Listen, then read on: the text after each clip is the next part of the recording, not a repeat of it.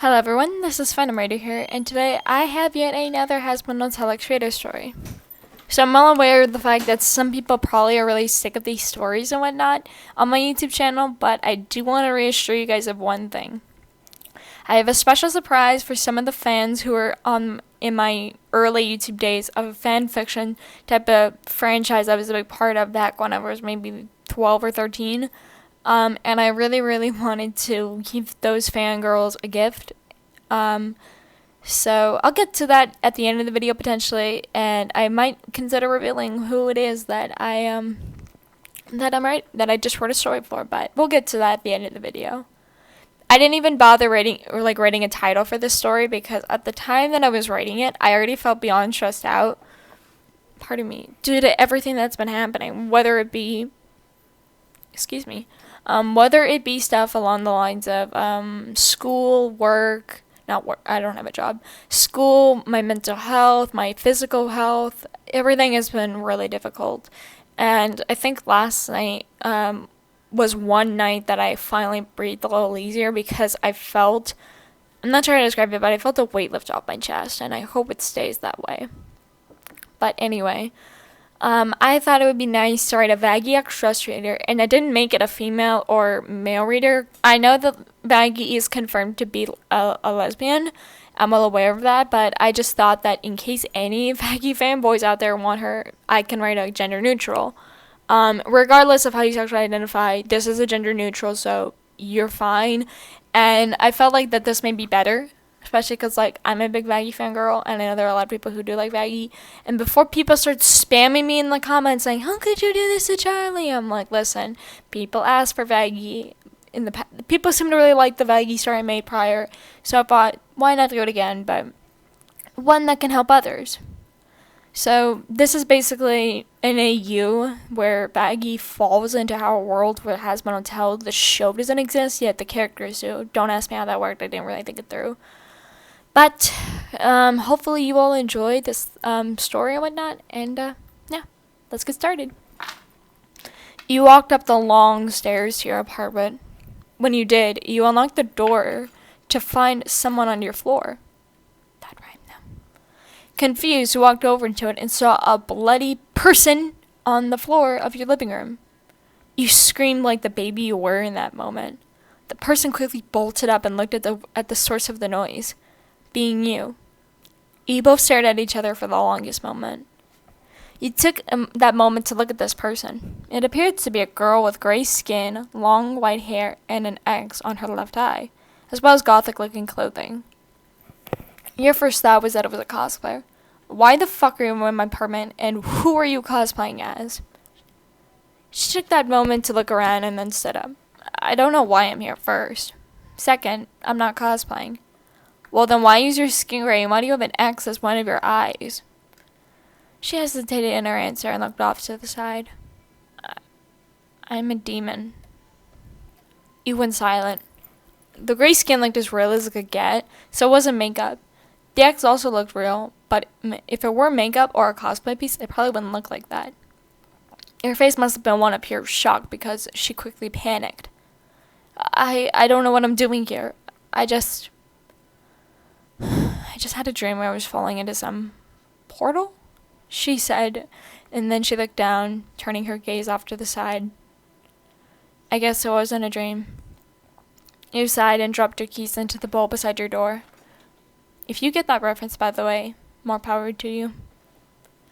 You then took off your jacket, placing it on the coat rack. She seemed surprised by your calm demeanor as opposed to how you were not a moment ago.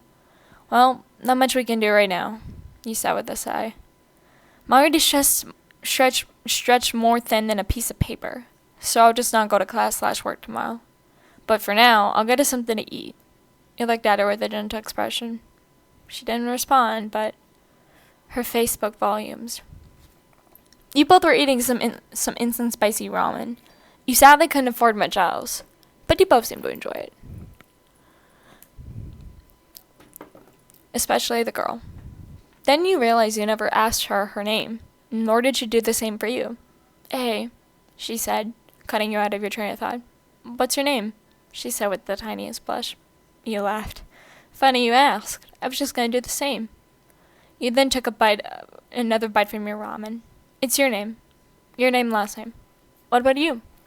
I go by Vaggie. After dinner, you both reached the problem of where to sleep. You told her you had a blow-up mattress so you would go and fetch it. When it was all pumped up, you grabbed some spare blankets and pillows. Here, you can take the mattress. It's much more comfortable than the couch, you said before grabbing your blanket and pillows and placing it on the couch. You don't have to lay out here with me. I do, actually. I want to make sure nothing happens to you while you're asleep. After all, you're you know. She smiled softly and nodded. She then turned her back facing you. You then smiled and turned off the light and went to sleep. About 2 weeks later, you came home from a particularly grueling day of school/work. You almost felt the urge to cry become too much, but you knew you had to hold out until you were home and safe. When you finally did, you ran up the stairs as fast as you could and flung open the door. Vaggie clearly took notice of your presence and was about to smile, but before she knew it, you were already past her. You ran into your room and locked it.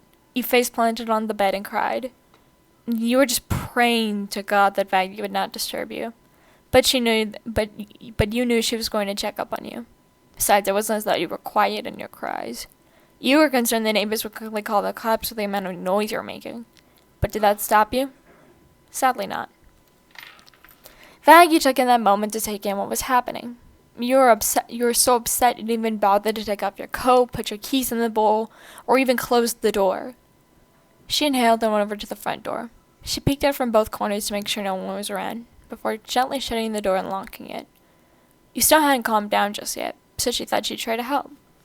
She went over to the fridge and grabbed some vanilla ice cream, along with some cookie dough. She then turned on the oven and put the cookie dough in the oven, cooking it, but not all the way. You were so high in the clouds with panic and stress, and you were surprised and honestly pretty hurt that Vaggie had not come in to check up on you. You thought about going out there to get something to eat, when you suddenly heard the doorknob attempt to be turned. You were silent. You honestly forgot that you locked the door. Then you heard clicking on the other side of it. You slowly looked over to your shoulder to see the doorknob wiggling around. Finally, Vaggie successfully picked the lock on the door. She had 2 bowls in hand and went to sit at the end of the bed. She handed you one and you sat up to take it. You looked in it and saw cookie dough half cooked with vanilla ice cream on top. If you get that reference, even more power to you. She then handed you a spoon and you took it, taking a bite. Your face was a pure shock. It tasted amazing. You smiled and slowly took big bites so that way you didn't get brain freeze. Didn't work. You were groaning and she laughed. She put her bowl beside her and sat behind you. You were about to question it when her hands went to the side of your head. She began massaging your head. At first it was gentle. She was just rubbing on the side. But as you were growing more relaxed, she began scratching your scalp and playing with your hair. You smiled and he spoke in a half-choking manner. And here I thought you didn't care. She immediately stopped and you tensed up. You knew you said the wrong thing and was about to apologize. But then she pulled your hair back up and laid it onto her lap. You looked up at her and she had the same expression on her face that she did when you first met. The look of assurance and something else. At the time, you couldn't place it, but now you knew. It was trust. Of course I care. If I didn't, I would have done this, she said with a small laugh. I just wanted to give you your space. If you were having a panic attack and I freaked out, it would have only made it worse. Trust me when I say the last thing you need when you're panicking is someone else panicking. He smiled. So what now? You asked. She rolled her eye and grabbed the back of your head. She went back to massaging you. You then did the next action regardless of the risk. You leaned your head up and kissed Vaggie. She was shocked. You then pulled away and lightly dropped your head back under her lap. Sorry, you laughed sadly. I just had to. I didn't even know if you were quickly cut off by her placing her lips onto yours again. You smiled. And you both spent the rest of the night making out with some ice cream and cookie dough, sitting beside you, melting away. The end.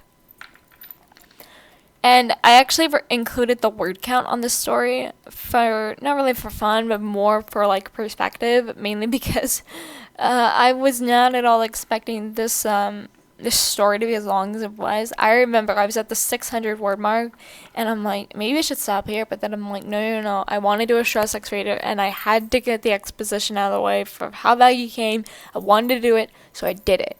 And I actually have to give credit where credit is due. There is this there was a girl on Tumblr who I really loved to follow. Although unfortunately she ended up leaving Tumblr. Now it goes over to AO3. But I felt really bad for her because of all the toxicity she was surrounded by in the community. But that's beside the point.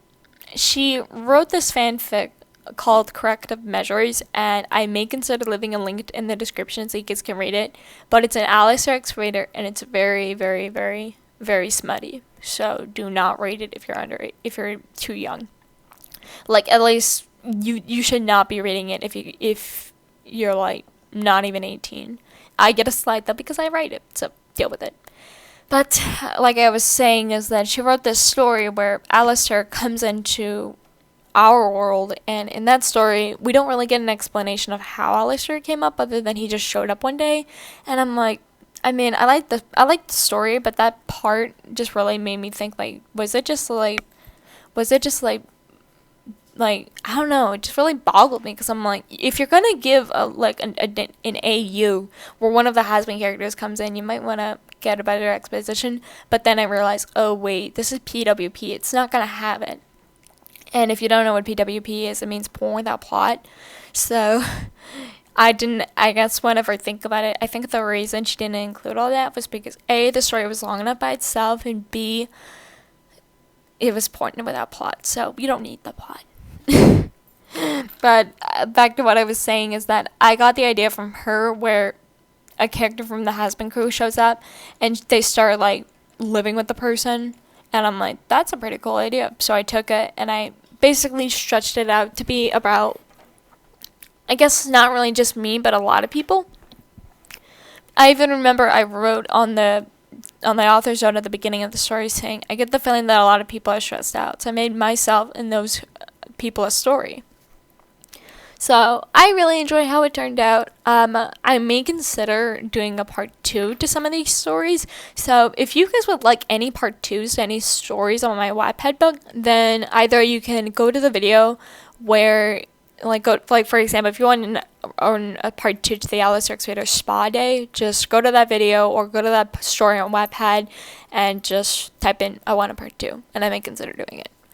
But I guess I should tell you guys about something that I have planned, and that would be, I actually have several things, so I'm not going to get to everything, but I actually have recently made myself a brand new Dipper X Reader story.